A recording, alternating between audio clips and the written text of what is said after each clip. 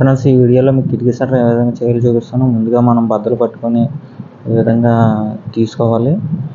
చూస్తున్నారు కదా, నేను బద్దలు పట్టుకున్నాను. ఆల్రెడీ గీతలు కూడా గీసాను, చూపిస్తాను.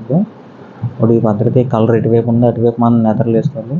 చూసారు కదా, ఇప్పుడు నెదర్ వేసాను, ఇప్పుడు మనం ప్లెయిన్ కాకుండా షేప్ ముక్క వచ్చి కిటికీ షట్టర్ చేస్తున్నాము. అందువల్ల నెదర్లు కంపల్సరీ కలుపుకోవాలి. ఇప్పుడు ఈ రెండింటికి నెదర్లు వేసాను. ఈ నెదరు ఆ నెదరు కలిపి పెట్టుకోవాలి. పక్కన పెట్టుకొని పైన మనం షేప్ ముక్క వేస్తాం కాబట్టి, అంటే పెద్ద ముక్క వెడల్పు ముక్క వేయాలి. వెడల్పు ముక్కకు సంబంధించి గీతలు అనేది తీసుకున్నాను.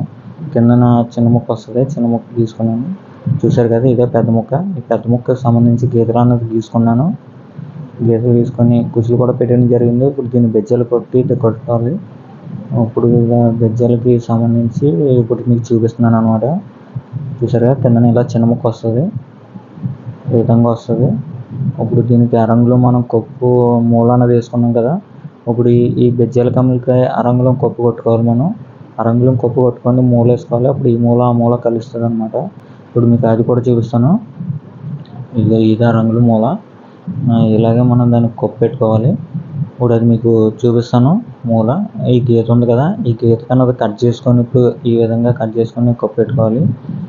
మీరు చూసినట్లయితే వేరే కమ్ము చూపిస్తుంది కదా, ఈ విధంగా ఆ రంగులో కప్పు కొట్టుకొని మూలాన తీసుకోవాలి. అప్పుడు ఈ కమ్ముకి బెజ్జింగ్ కొట్టాలి. ఇక్కడ మొత్తం బెజ్జింగ్ కొట్టుకోవాలి. బెజ్జింగ్ కొట్టుకుంటే కుర్చీ అన్నది ఆ బెజ్జింగ్లో పెట్టినప్పుడు మనకి మోపోతుంది అనమాట. మీకు అక్కడ బెజ్జీలు అవుతున్నాయి, చూసారు కదా. ఇప్పుడు ఈ కమ్మ అనేది చూపిస్తాను మీకు. ఈ బెజ్జింగ్ కొట్టి కుర్చీ దగ్గర కొడితే ఈ కుర్చీ ఎలాగ వెళ్ళి అలా మోపైపోతుంది. ఆ మూల మొత్తం మోపి మీకు కింద నుంచి చూపిస్తాను. చూసారు కదా, ఈ విధంగా మోపోతుంది. ఈ విధంగా సెట్ చేస్తాం అనమాట. ఇప్పుడు మీకు బెజ్జలు అయిపోయి ముక్క దిగొట్టినట్టు చూపిస్తాను. మొత్తం దిగొట్టి చూపిస్తాను. ఫ్రేమ్ మొత్తం ఓకే ఫ్రెండ్స్. మొత్తం మనం ఫ్రేమ్ మొత్తం దిగొట్టాం ఫ్రెండ్స్.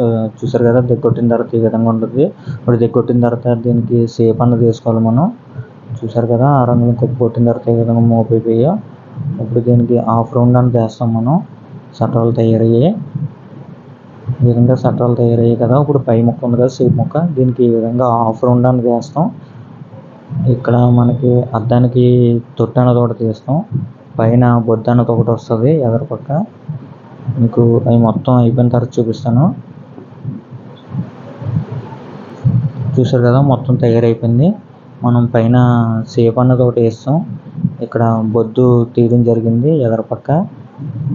చూసారు కదా, షేప్ వేసాం, బొద్దు తీసాం. వెనకాల పక్క తొట్టు కూడా తీసాం మనం, అది కూడా చూపిస్తాం మీకు. ఈ తొట్టు తీసాం కదా, ఇందులోనే మనం గ్లాస్ అనేది ఫిక్స్ చేయడం జరుగుతుంది.